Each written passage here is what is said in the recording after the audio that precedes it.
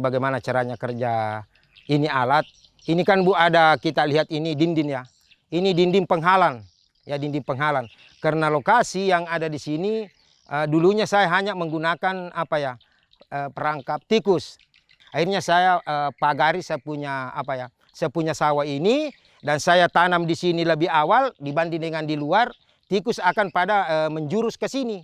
Karena di sana itu di luar sekitaran sini ada beberapa desa di sini sudah melakukan pengolahan. Sedangkan di lokasiku ini saya tanami 1 hektar. Jadi tikusnya akan pada mengarah di sini dan saya itu pasang perangkap untuk masuk di sini karena tikus itu mudah sekali kita pancing ya dengan makanan. Ya kalau rencana pengembangan selalu ada punya keinginan untuk mengembangkan.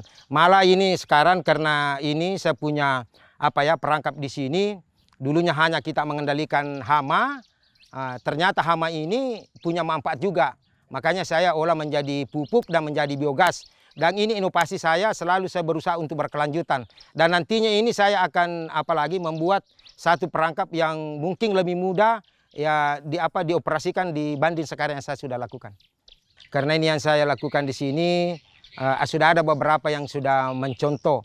Dan kemarin kita ada perbandingan dengan waktu sebelum saya lakukan perangkap tikus di sini, petani agak kesulitan untuk membasmi tikus dan setiap musimnya itu selalu ada serangan hama tikus. Sekarang ini alhamdulillah setelah ada perangkap tikus ini kita sudah bisa mengendalikan hama tikus. Nah, artinya ada perbedaan dengan tahun-tahun lalu.